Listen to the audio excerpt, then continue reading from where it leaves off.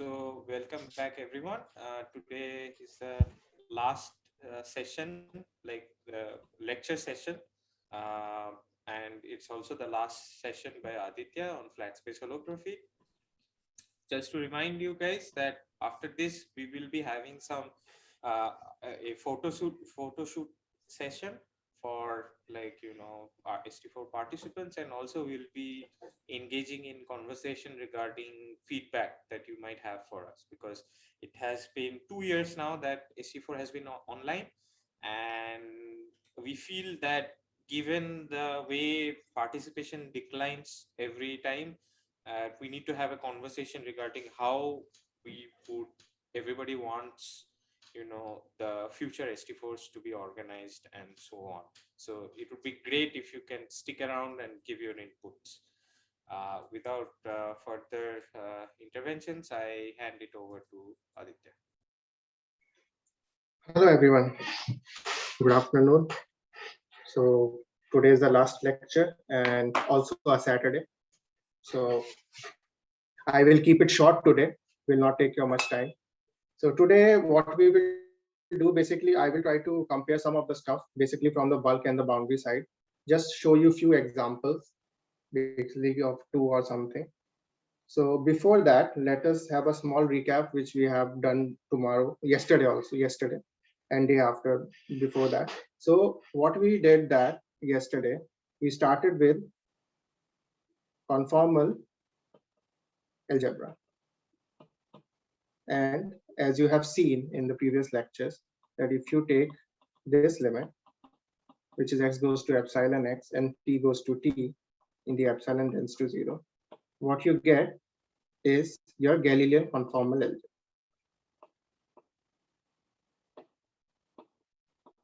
Similarly, again, if you start from the conformal algebra and take the limit t goes x goes to x and t goes to t with epsilon tends to 0, you end up at what you known as the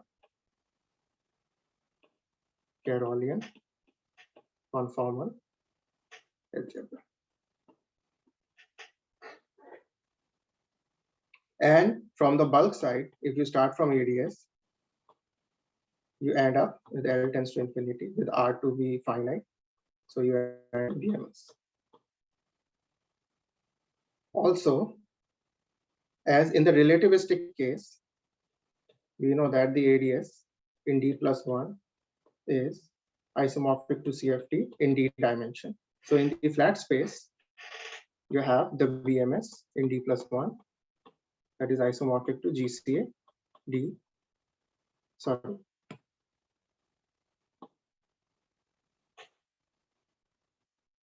CCAD. But in D equal to 2 case is a very special case where your GCA2 is isomorphic to CCA2, where your algebra in D equal to 2 case, just writing again, is just given by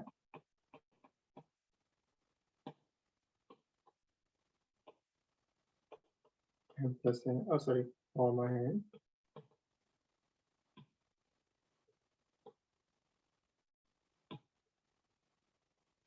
and m gives you this and your m commutes. So in the D equal to 2 case also you have the central extension, which is also given by like this. So that you can find from the limiting process by taking the limit on the CFT side, which is C to M L tan plus n equal to C, where your C1 is C plus C bar 12 and your C2 is C minus C bar 12. So this was the algebra for the GCA as well as the CCA in 2 dimensions. Next, what we will do right now is try to write down the representation of these 2D GCA.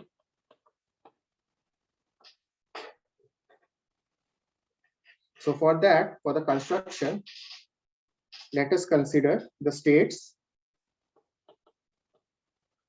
having definite scaling dimensions,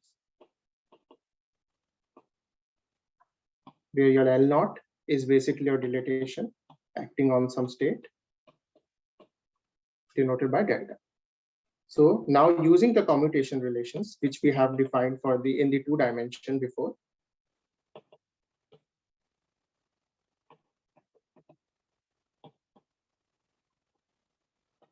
what we obtain is L naught with Ln just gives you this. And similarly for the when Mn, where just to remind you, n equal to -1, 0, and 1, L equal to -1, 0, and 1 gives you Hamiltonian, dilatation, and special conformal. And similarly for the M, -1, 0, and 1 gives you Pi, Bi, and Ki.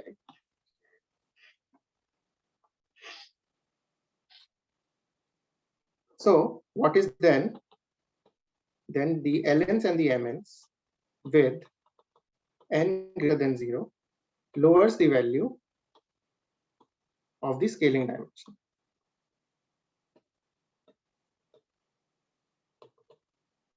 while n less than 0 raises it. So if we demand that the dimension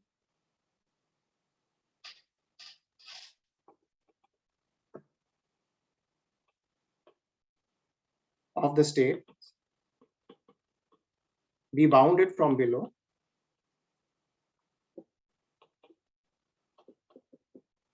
then we are led to defining the primary states in the theory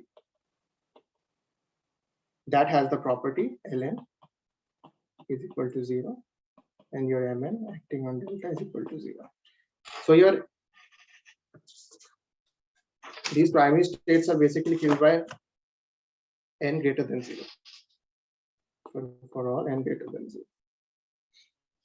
Since the condition which we have here are also compatible with M naught in the sense that your Ln with M naught delta is equal to 0 and your Mn with M naught with delta is equal to 0. And also since your L naught from the algebra which we have before, this commute, we have this. So we can introduce an additional label which we call as xi. So what you can do, M naught is the boost basically. Okay. Xi with this because of the property. Now starting from these primary states which we have, one can then build a tower of operators by the action of L minus n and the M minus n with n greater than 0.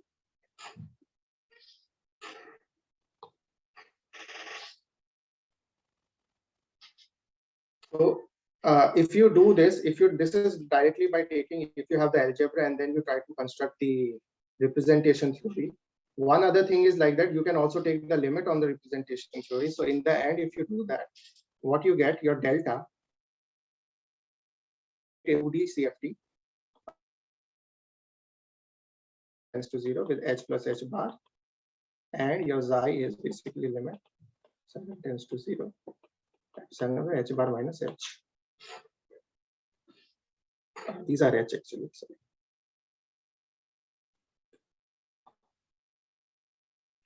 Looking more like n's.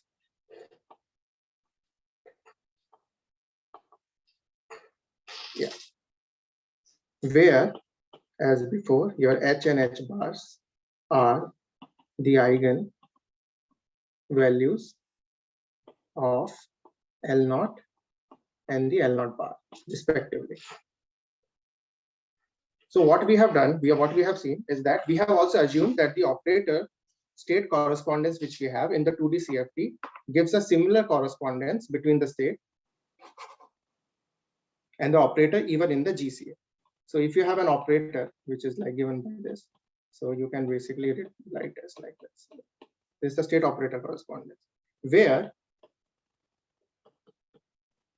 your vacuum is invariant under the generators L naught plus minus 1, M naught, M plus minus 1. So these are all the things which we have also seen in the CFT. So once we have the representation theory, next step basically is to move on to the 2-point function of the GCA. So let us try to calculate the 2-point function of GCA.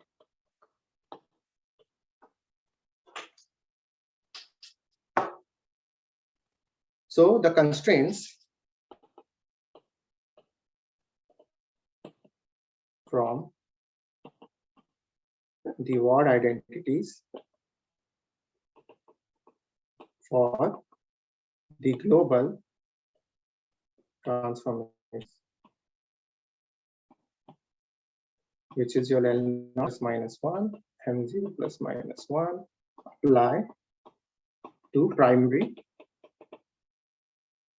GCA operators. So therefore,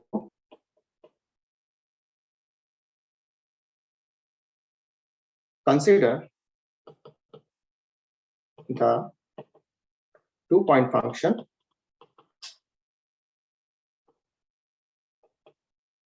of primary operators.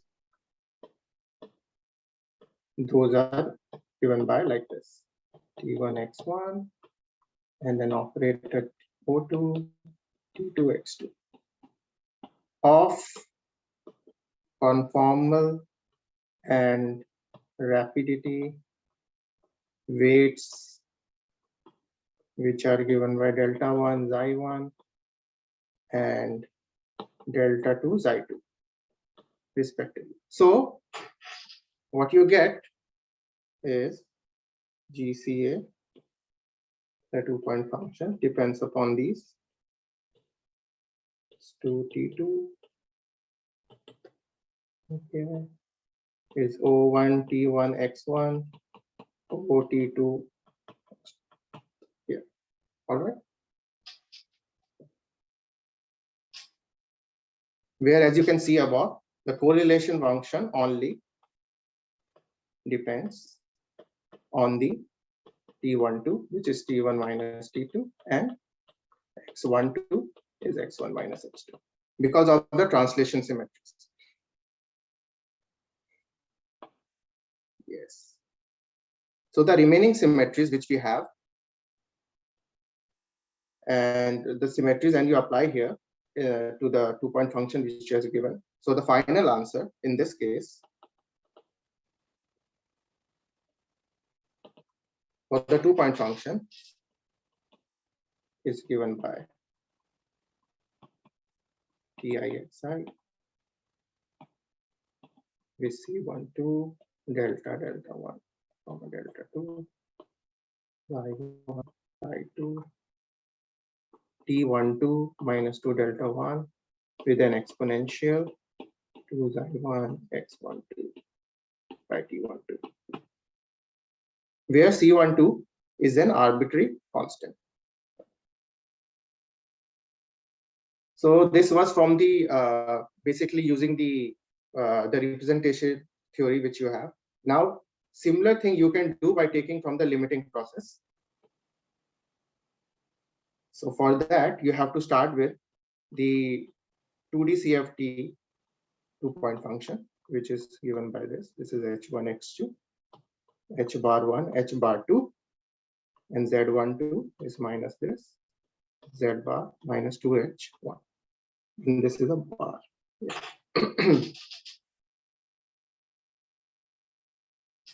Yeah.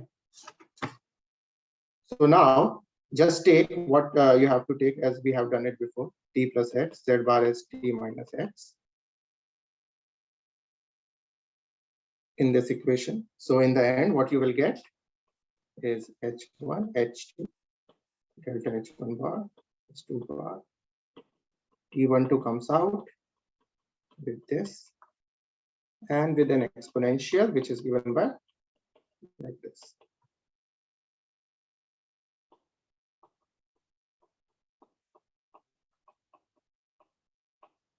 Like this. Yeah. So in the end, as you will see, if you take the limit over here, you will end up with this expression. So this was basically from the GCA side. Now, moving to the bulk side, try to see if we can find the same correlation function which we have.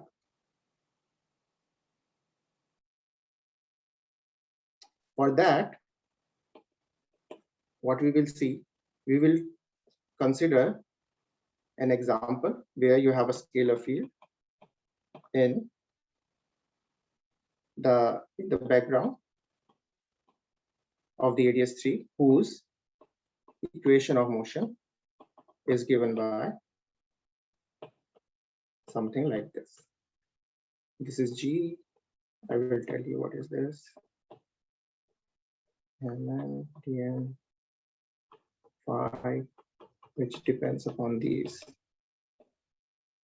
minus m square phi zx is equal to 0, where your GMN is the metric of ADS3 in the Poincare coordinates, and whose metric is basically given by d square t square z square divided by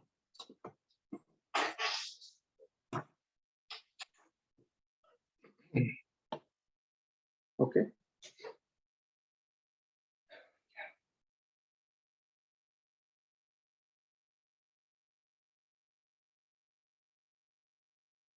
And for example, over here, as I have told you for the scalar field, if you take xi over 0 over here, you just get back your t part here. Okay. So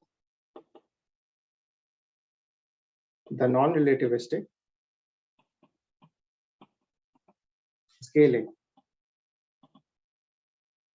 is basically, as we already know, is given by like this. And also you have to take z equal to here.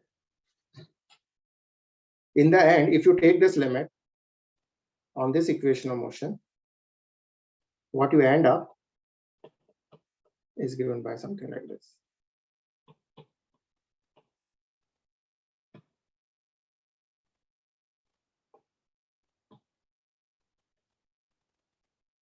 GAV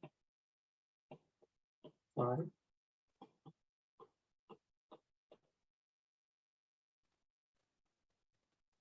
if I'm correct, yeah, minus m square phi t z and x plus square epsilon square phi t z and x is equal to 0, where your GAV is the metric in ADS2. So as you can say, if you take epsilon tends to 0, this just goes to minus dt square plus dz square by z square. So what we want, we wish to have a well-behaved equation in epsilon tends to 0. And hence, from above, we see that this is given by this.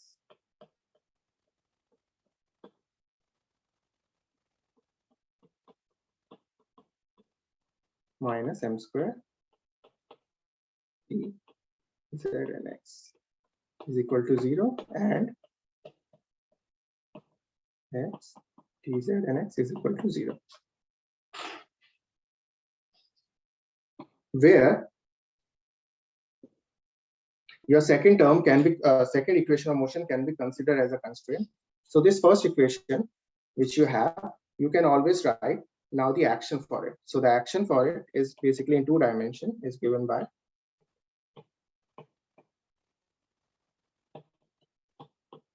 GAV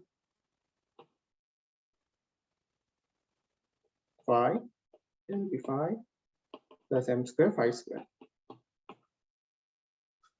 So once you have the action and the equation of motion, what you can do, you can then find the most general solution is basically for this case, for our case, is given by this.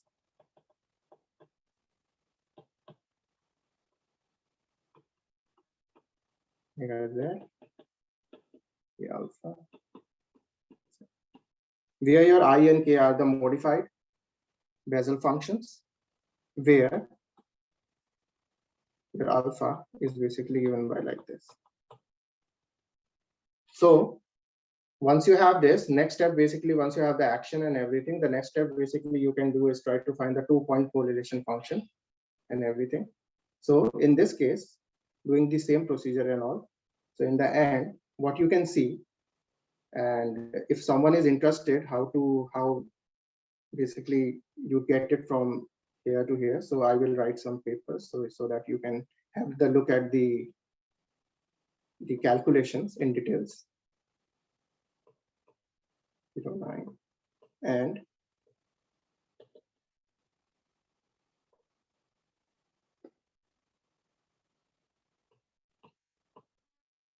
this.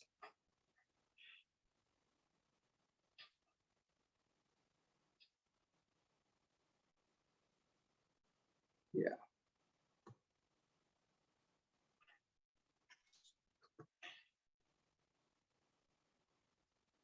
So from this, now using like try to calculate what you get for the 2-point function. Again, you will see that if you have a phi t1 and phi at t2, basically it is proportional to t1 minus t2 minus 2 delta.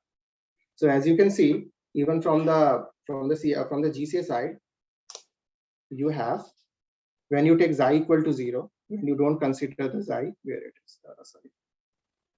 Yeah, from here, if you only have a, which is just t1 t2 minus 2 delta. Similarly, if you go to the bulk side and do the same thing, for example, taking a scalar field theory as an example, try to couple it with the background. So what you get is the same thing, the same correlation function in the both the cases.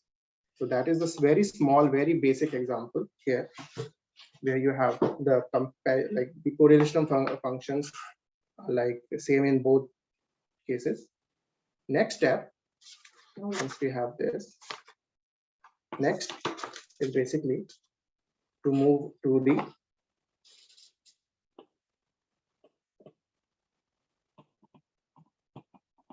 so why I'm writing non-relativistic, because this is d equal to 2k. So as I have already told you, the two algebras are the same. So either you can call it as Carolian or non-relativistic. It is the same in the t equal to 2 dimensions.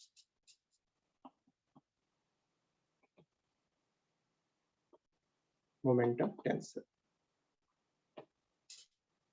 Now let us first look at the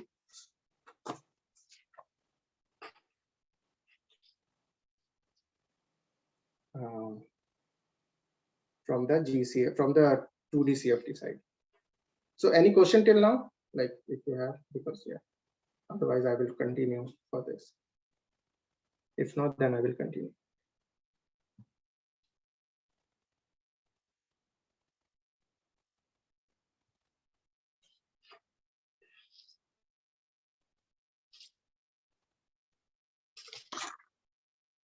Okay, so I think most of the things are clear.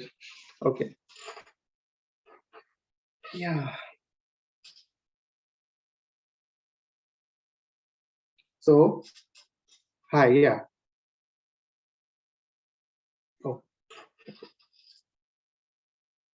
So let's first move at the non-relativistic energy momentum tensors. First in the 2D, from the 2D CFT.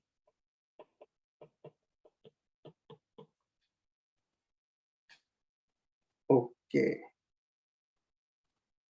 So from the 2D CFT, we know that your energy momentum tensor for the holomorphic and the anti-holomorphic is given by like this, as everyone have already seen this.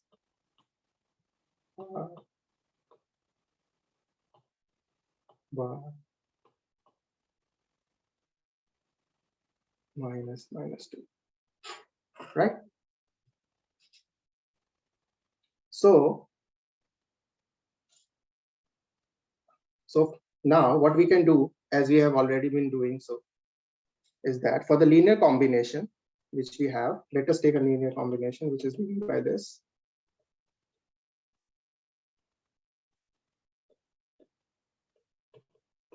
Minus 2 minus n bar minus n minus 2. Similarly, you will have another one,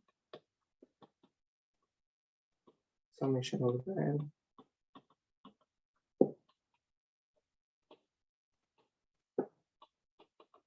minus 2. Okay. Now we will try to see what is the stress energy tensor or the energy momentum tensor in the GCA case. So what we will do next, we will expand now, expanding in terms of T and X, we get the T1, as you can see from here. If you do that, is ln plus ln bar minus n plus 2 epsilon x by t ln minus ln bar, and so forth. Similarly for the T2,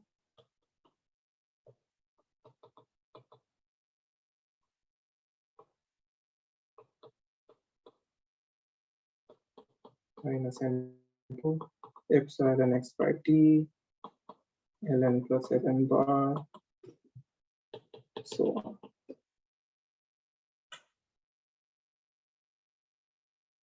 So you started, you did a linear combination and you expanded. So now take epsilon tends to 0 limit. One gets the Bode expansion of the non-relativistic EM tensor. It's of the GCA generators. And those are basically given by like this.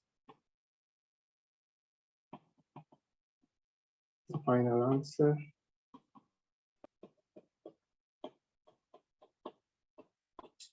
is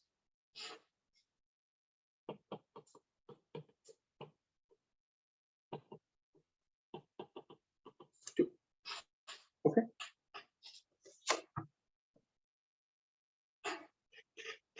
Now, next step, what you can do is try to find the correlation functions. For example, between the T1, T1x1, where your T1 again, T2x2, given by this, between the stress energy tensor.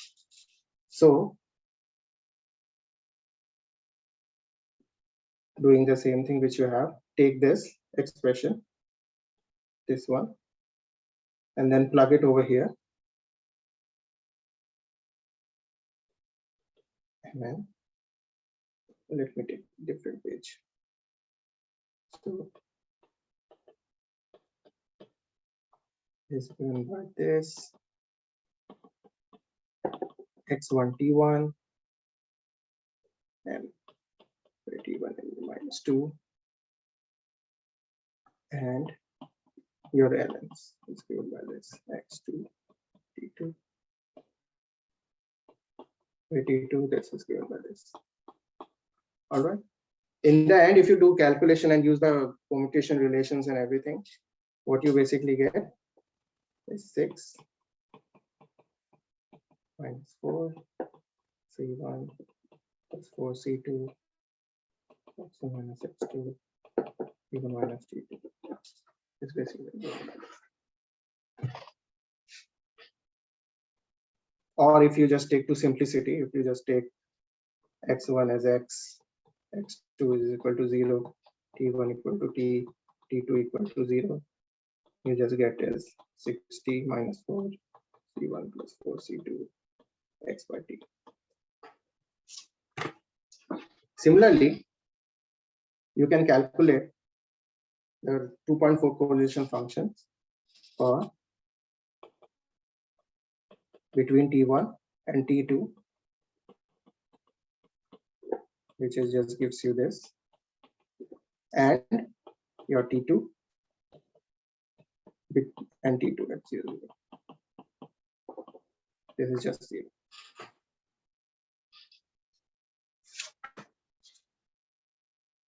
So this you get from the GCA side, where your C1 and C2, as I have already told you, are the central charges. C1 corresponds to the L's and the C2 corresponds to the M.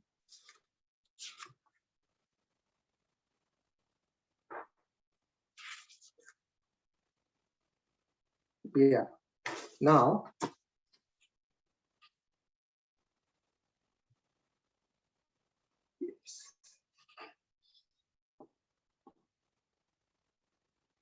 so till now what we have seen is, see how to find the 2-point correlation functions, what we have from the GCA side. Basically, by using you have the algebra, and then you try to construct the representation theory, and from that representation theory, then you try to find out the correlation function, at least for a journal scaling dimension and your xi, which is xi is the eigenvalue of the boost. And if you are in for example, if you are considering a scalar field theory, your xi is 0 for that, then you will just get the correlation function approximately t to the power minus 2 delta. Similarly, in the bulk side, when you do that same thing for the scalar field theory, which is in the radius 3, and try to take the limit, you end up with an action. From that action, you can then try to find out the correlation function. Next, what we see is that we have looked into the energy momentum tensor.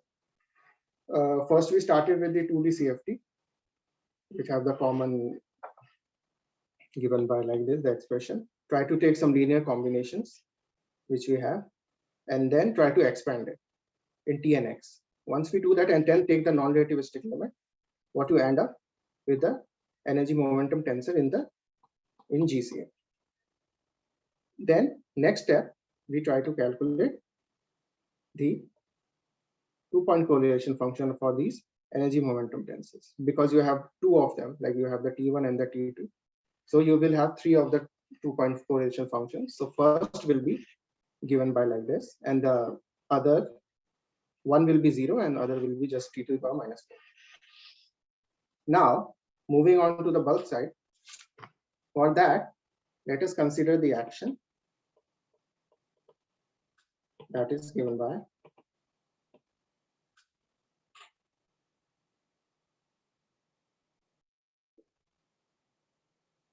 yes. So it is given by this IG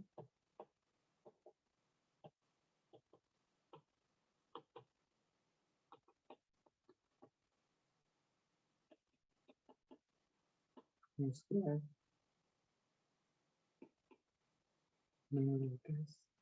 into, let us try to write here, gamma mu lambda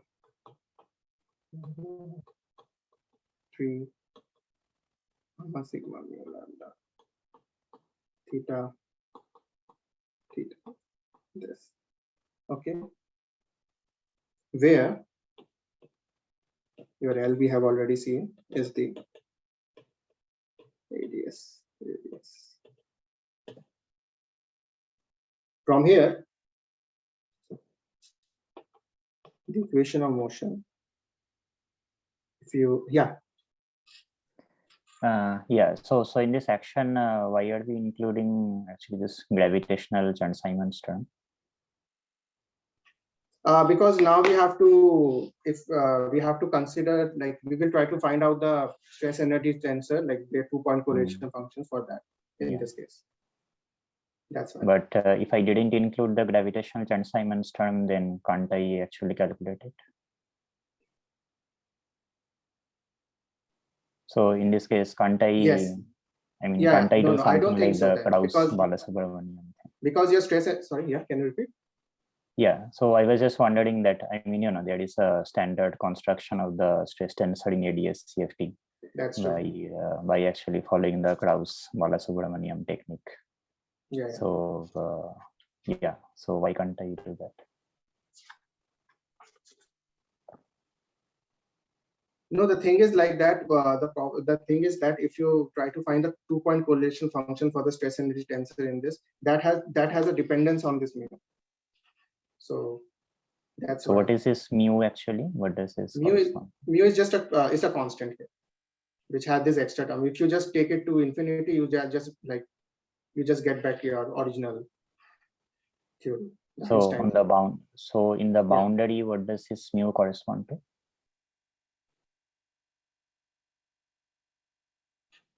On the boundary. So on the boundary, does this mu enter into some combination of these central charges? Yes, yes, yes. Okay, I see. Thanks.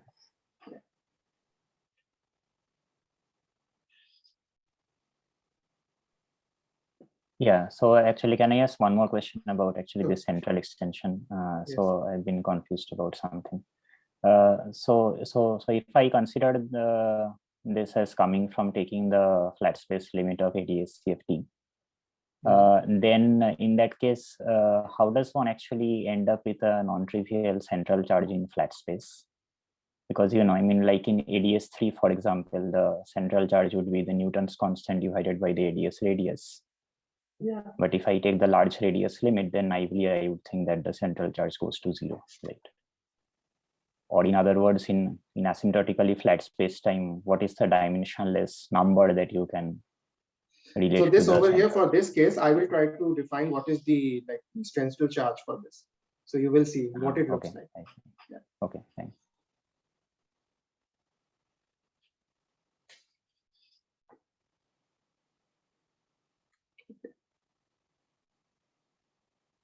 Yeah.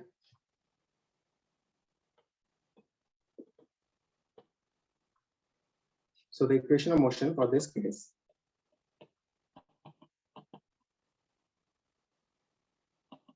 is given by like this.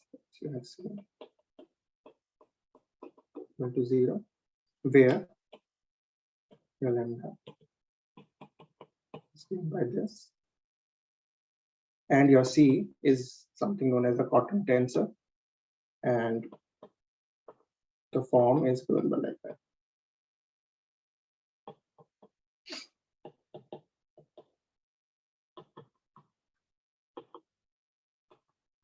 Yeah. Just try to just defining what is the theory here. So now what we will do, we will work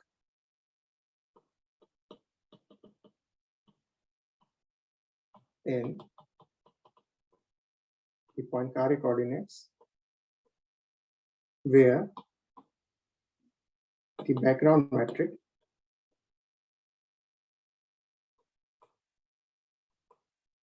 is given by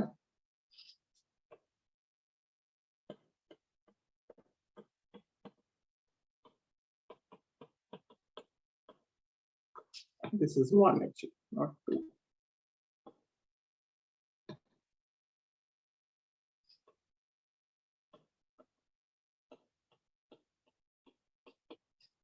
Or you can also write it as. So to have a full, if someone want to look at the full calculation in this, so I urge to look at 0.64926. All right.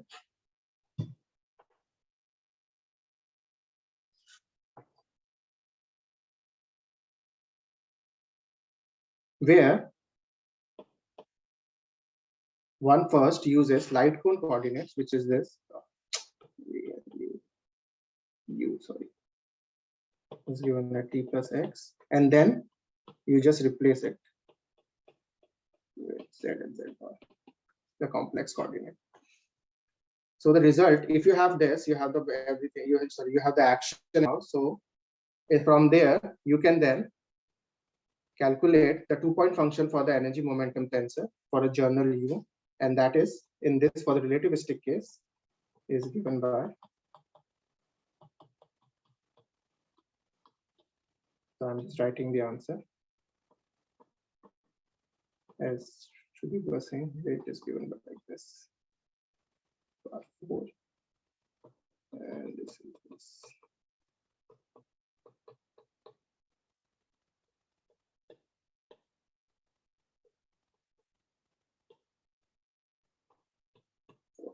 Now, once you have for the relativistic case, I have written down. Let's move on to the non-relativistic results. For that, again, we have the T1 and the T2, and the linear combination we already know. So one can see that if you take this, given by this. So what is this is means by is something like this: T bar, Z bar, T0 plus T bar. Okay. And once you put everything and you calculate, it is given by this. So doing a binomial expansion, you can find out dot dot dot dot. This one by mu 4 x t plus 20 x by t to 4 given by this. Similarly,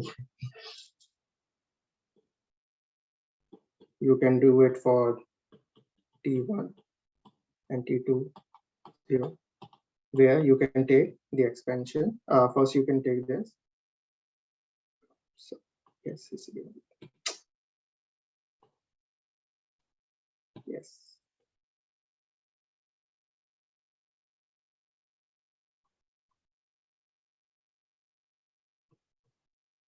Z bar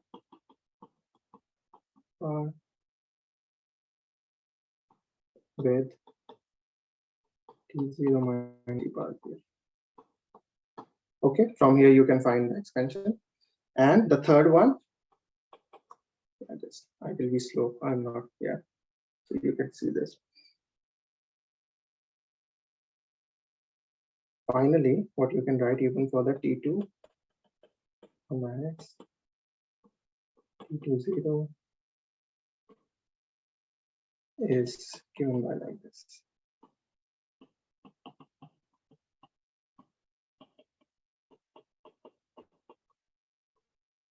Okay.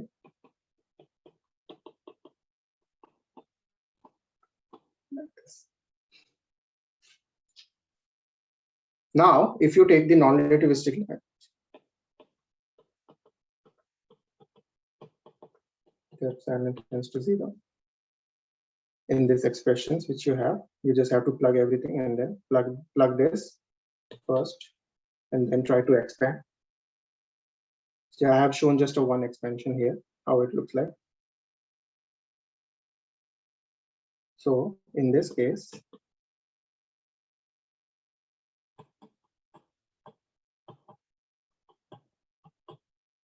this basically looks like this: G minus 4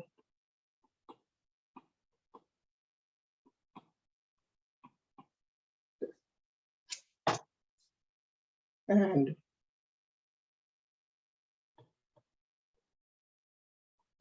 T1 with this, T2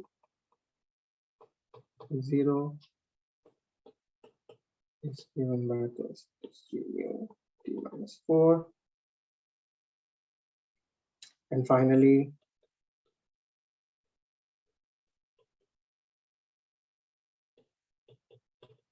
it's 0.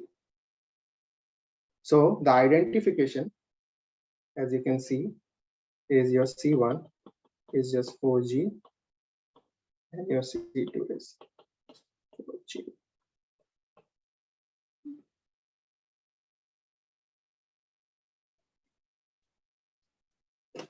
Yes. So if you want to see this more, like from here, how do that? So I will write 1003. You can also look at that.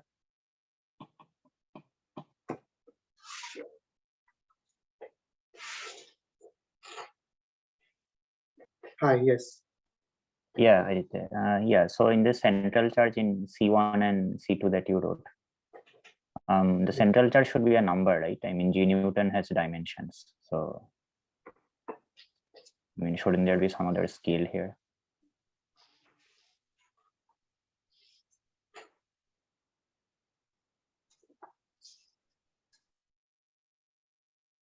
I'm sorry, I means? Yeah, so I'm just saying that C1 and C2 are just numbers, right? But Yeah. in the way you wrote C1, you have Mhm. just written 1/4G Newton. 4G, yeah. But G Newton has dimensions, right? I mean, G Newton is a dimensionful quantity. But C1 is just supposed to be a number. Yeah, won't there be a L on the upstairs on C1? Yeah, that's the thing. Oh, sorry. I have taken L, it's just equal to 1 for simplicity. Yeah, Okay. sorry. Okay. Yeah. Okay.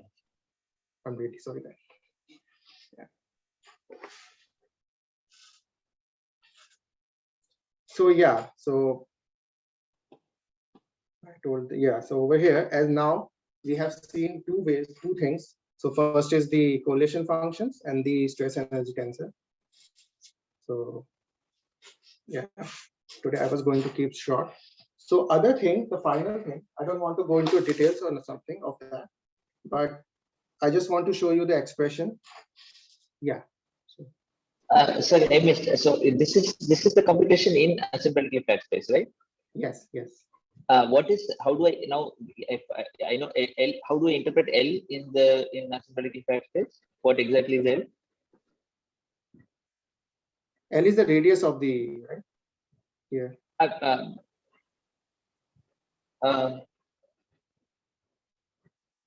Sorry, this is not in asymptotic flat space. No, this is basically in 2 dimensions. So this is in ADS 3. Yes, this is in ADS 3, and then you take the non-relativistic of ADS 3, and then you get that. Yeah. Okay, but okay, maybe I'll think and ask again. Oh, okay. Yeah, just to add to Anisha's question, when you put C equal to 1/4G, so you are setting L equal to 1, and then in no way can you take L going to infinity limit here. Meaning, if you want to go to asymptotical flat space from that, then how will you take L going to infinity? Or you don't have to take anything like that? No, you don't have to take it. I see. Okay.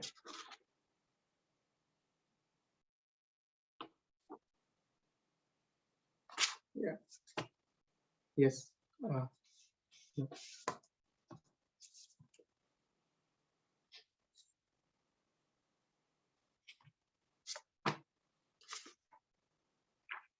Okay. So final, just this is just a, like, I'm not an expert in this, but I just wanted to just mention here is that how your entanglement entropy, the formula for the in 2D is 2D CFT, how it looks like, as everyone knows that in 2D CFTs.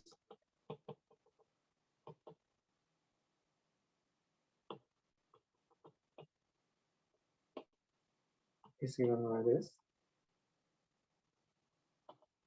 Here you have C3. Where your C is the central charge, L is the length, and your A is the lattice size.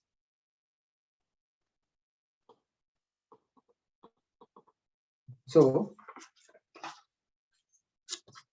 what you so once you have this, so in the 2D GCA, you do all the limiting case and everything. In the end, what you end up is GCFT to the entanglement entropy in this case is given by like this.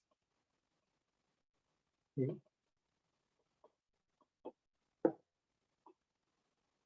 This is L.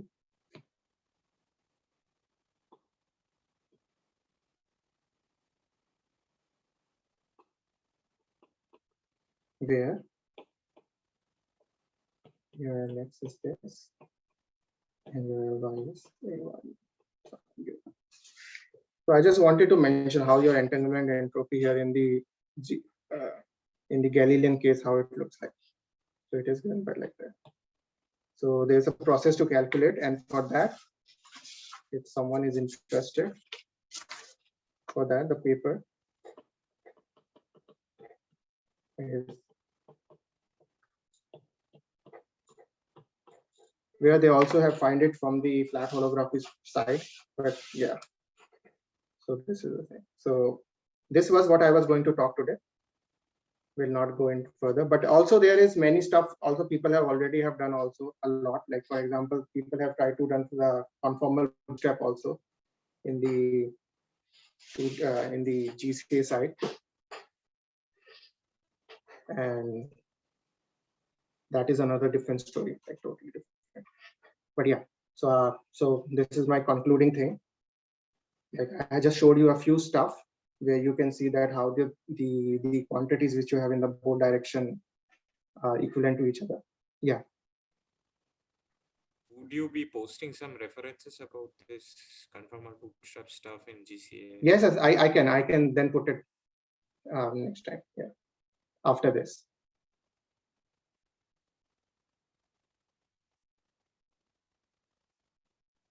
So guys, if you have any question, then we can. Otherwise, yeah, this was it was a short lecture too. As it's the end of the ST4 2021, my last lecture.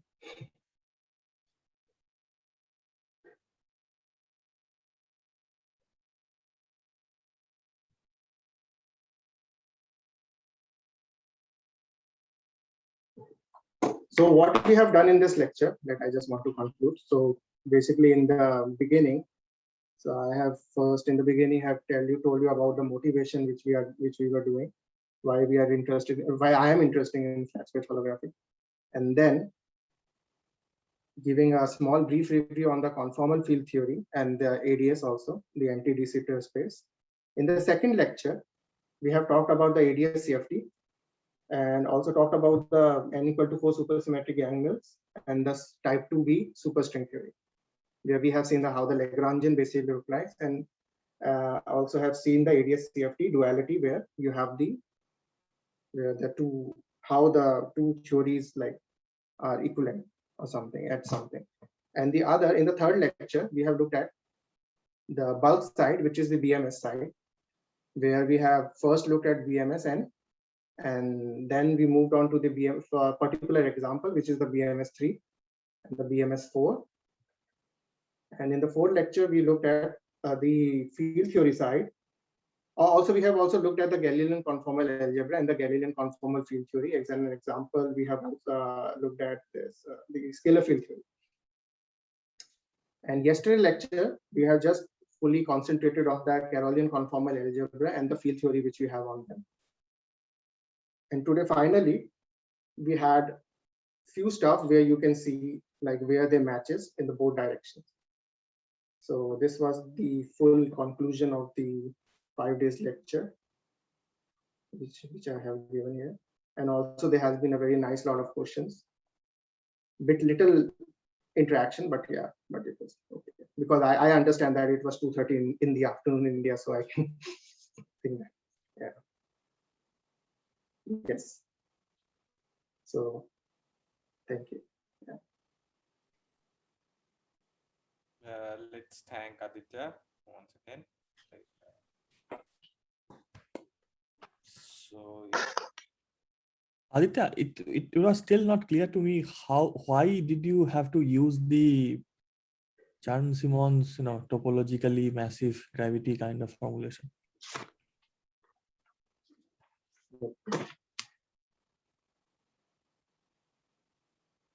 I think you can do it in the other way also, but yeah, I think for this you can basically directly see it from here, how you can directly take the limit and all. It is much simpler. So I mean, it sort of introduces another number into the game, right? This number That is mu. true. Yeah. Why, Yeah. why did I need this number mu? I mean, why can't I just, take limits on the brown Heno central charges in holographically? I think then you will have some.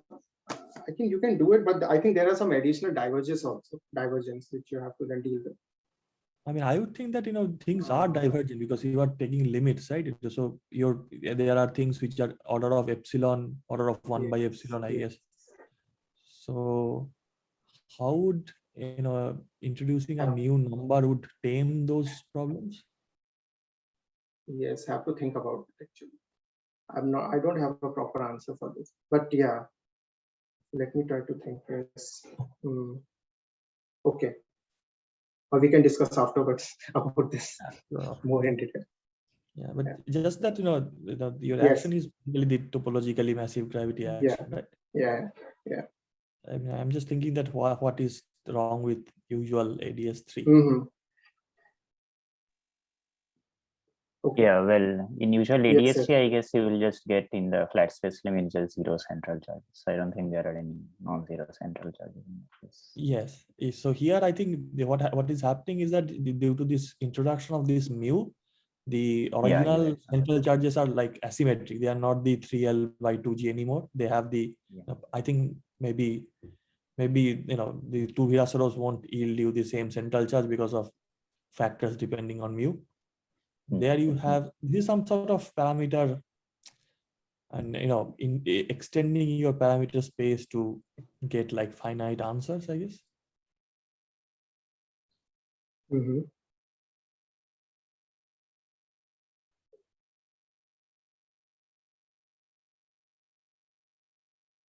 Okay. That part wasn't really clear to me. But why you have to do that extra? Okay.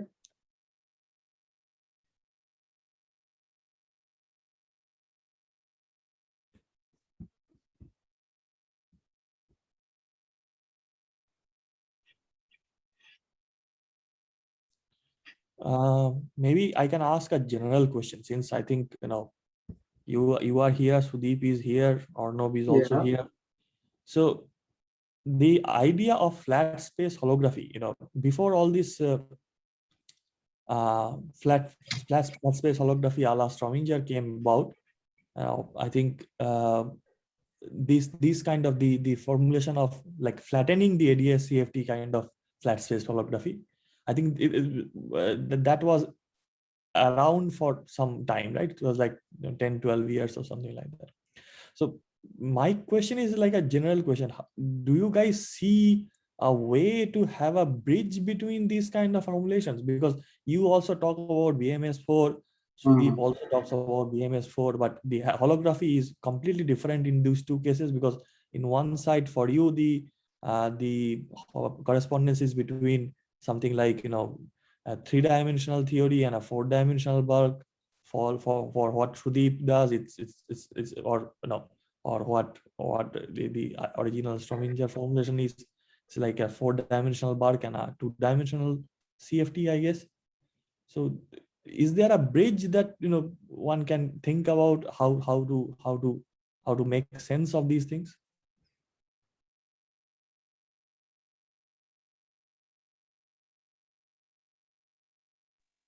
Yeah, so actually, can I make a comment on that? Yeah, that's what I. Yeah, so I mean, these are, I mean, at present, I don't know if there is a bridge, but these are sort of actually, I mean, I think these are actually complementary approaches. The thing which Strominger initiated, and which the kind of things which I am working on, so that sort of deals with directly with observables at the level of observables, which is the S matrix. And then one tries to extract what are the non-trivial symmetries of the putative dual theory. So basically, what would be the symmetries of the putative dual theory? So that basically one tries to extract from the various soft theorems which are obeyed by the S matrix. So that is one approach. And I mean, taking the flat space limit of ADS-CFT is, although that hasn't, in my opinion, hasn't actually yielded a definite sort of holographic dual as of yet. But that approach has its merits, because it might give us a chance of coming up with some sort of a microscopic definition of the putative dual theory. Yeah, but the thing which now we are trying to explore is that, I mean, so at this point it is just actually very basic. So one has to first figure out what the non-trivial symmetries of the problem are, and then try to see that how all these symmetries actually constrain the observables, because in flat space holography, ultimately the observable which we are interested in is so in that case, the observable of interest is basically the S matrix, and one needs to see that in this case all these different actually fancy symmetry algebras that we get, how far they actually constrain the S matrix. So that thing, I think, I mean, even at the classical level, if one can do that, then that will be actually interesting. So in that case, just at the level of the classical S matrix for let's say gravity, if we can understand what the full set of constraints, or what is the full set of implications of these various constraints which all these symmetries apply on say suppose the classical gravity on S matrix, then that would be actually good enough. But we are actually quite far away from that. That's it. Okay. Right.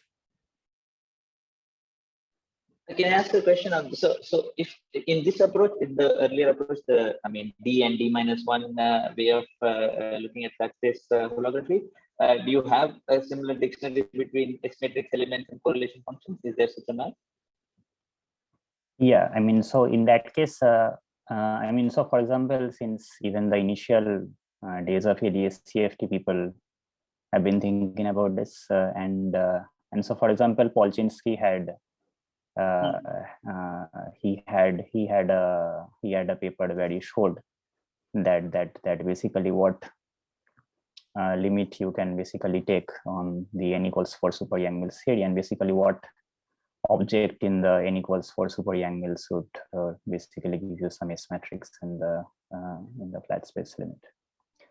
But I mean, many people have tried to do it. I mean, many people have tried to extract the S matrix by taking the flat space limit like this. But there have been some issues. I mean, about so there have been some issues on actually trying to get the nature of asymptotic states correct, whether that makes sense or not. So there have been some issues. I see.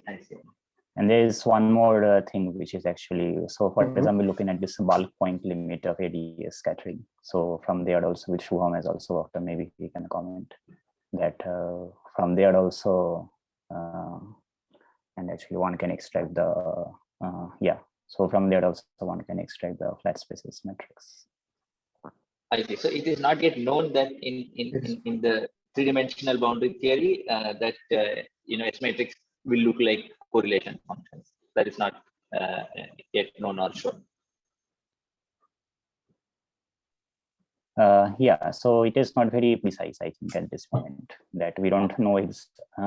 I mean, say suppose, so say suppose, for example, you start with, let's say, ADS 4 CFT3, let's say. So say suppose you take one of the canonical examples of ADS 4 CFT3 duality, which is, let's say, suppose one of these ABJM type theories. Okay. Then you could ask that, okay, so I have an explicit actually model. Then I can try to take the flat space limit and try to extract this matrix. So in that case, the flat spaces matrix will be some correlation function of some operators in the boundary theory. But so far we don't know what that looks like explicitly. I see. in certain cases, perhaps we do. Mhm. I mean to say that from the ADS-CFT correspondence, like the flat space limit is something like uh, like the way it has been. People say that okay, we recovered the flat space H matrix is that you take some correlation function in some kinematical regimes called scattering regimes, Lorentzian correlation function, and then after taking the flat space limit, you recover the flat space S matrix. There is this paper by Giddings and Penatones. I mean, Penatones, I think, like earlier in his works, has extensively worked on these sort of things, taking the flat space limit of this. But my knowledge is that, like, you can't. I mean, I have not seen uh, like that getting the symmetries of null infinity from this ADS-CFT correspondence, that sort of a thing. Maybe there is this paper, very recent work by Elliot Hijano on this. Yes. Yeah. That has some aspects of it, but more formal stuffs like, like getting some, for example, soft theorems for graviton scattering or something like that. I don't think people have studied, like people know anything about it. It's more of a kinematical fact now than, say, deep dynamical thing. I mean, I could be wrong, like, I mean, this thing. But certainly, like, going from bulk to taking flat space limit is something, like, very interesting, I feel, and, like, it has not been studied so thoroughly. My impression is, at least in the string theory community.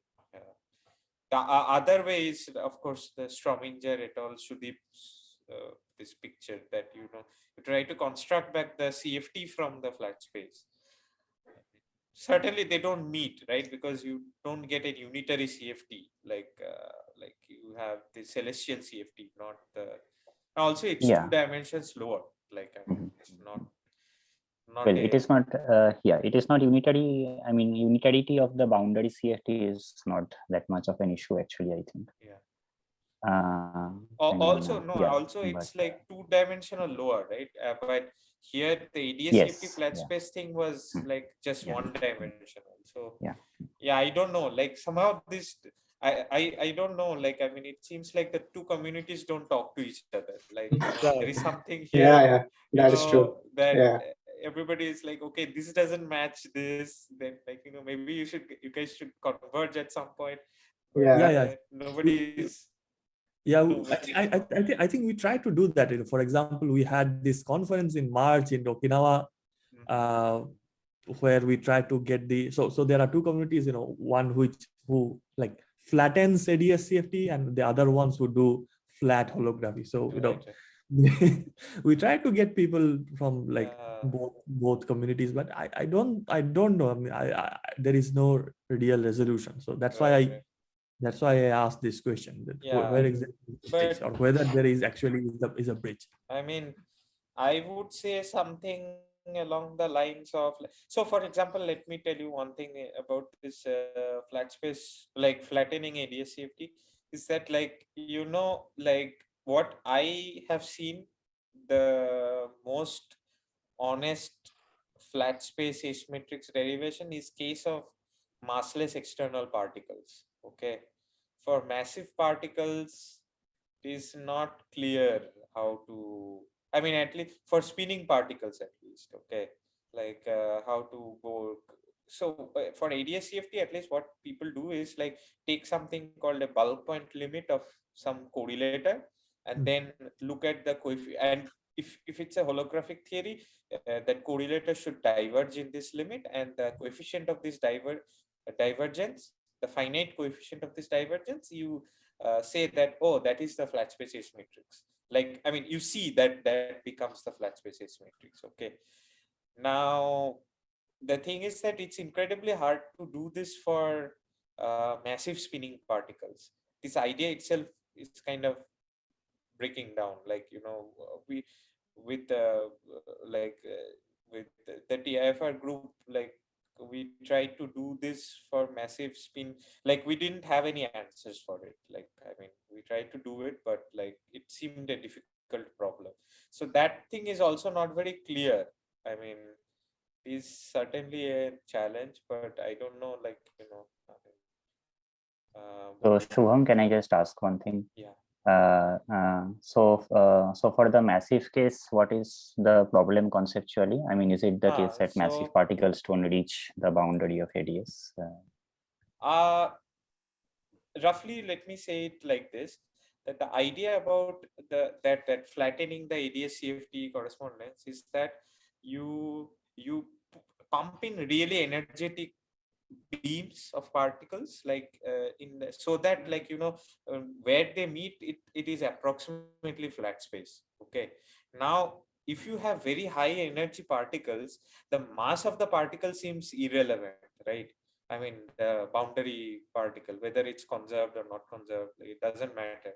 So then, like, you are in a fix. Like, I mean, what exactly are we seeing? Like, I mean, that's the thing that seems to be the problem. Like, I mean, and also, like, the algebraically, the thing that works is that, like, I mean, the most singular part of the correlation function in some kinematic regime gives you the flat space asymmetrics. For massive particles, it turns out that the most singular part maps to the longitudinal modes. Okay, so then, like, there is a way. I mean, it's very hard to decode the asymmetrics from your this ADS type of calculation. Okay, you begin to see curvature corrections, and like then you can't, like, what does flat space limit even mean? Like that. Yeah. So that sort of thing becomes a problem. So yeah, I don't think know. similar issues were also faced previously, right? I mean, at some point of time, actually, this group of Fitzpatrick and Kaplan, and those people were trying to do these things, right? So they also, I think, yeah. So, like, truly speaking, like, I don't know, like, what the status of this thing is, and people don't seem to be converging to some common point. Like they are just off on their own trip. Like everyone is on their own trip. Yeah. Just pretend that this solution does not exist. Yeah, all this is on record. I'm not going to get a job, I think.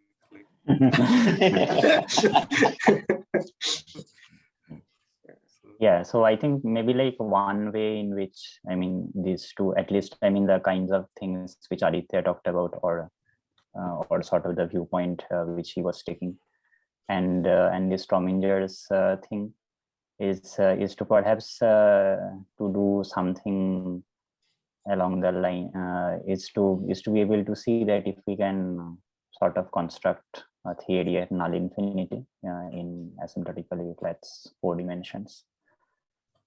So in that case, for example, so in Strominger's story, there, as you guys know, that there is this way of writing the S matrix as a CFT correlator by doing a sort of a Mellin transform. But one can actually generalize this, and this was what was actually done by Shamik, and later on actually Arnav and I also actually sort of worked on this with Shamik at one point. So in that case, you can generalize this Mellin transform by actually introducing factors of the retarded time in this Mellin transform definition, and then that recasts the S matrix as something like so that recasts the S matrix in terms of an object that looks like the correlation function in some 3-dimensional theory, which actually, and that 3-dimensional theory is supposed to live at null infinity. Now that has not been explored a lot actually. So we don't know what would be the very basic features of such a theory. But guess by doing something along the lines which Aditya was talking about. So in that case, maybe one can bridge these two things in that way. I'm not sure. Right. Yeah, I'm not, I have to like read up some stuff, like do some studying, like to get into the other.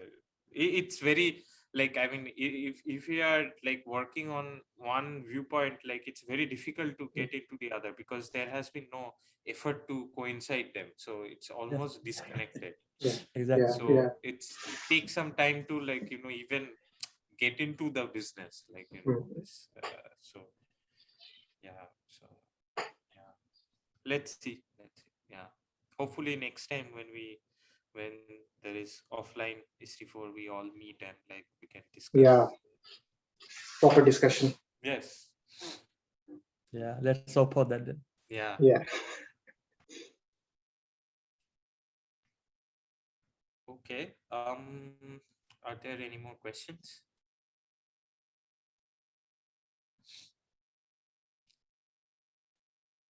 If not, then we thank Aditya again for a wonderful lecture series, and see you guys around 4:30. Please be there. Like, All right. bye bye. Bye bye.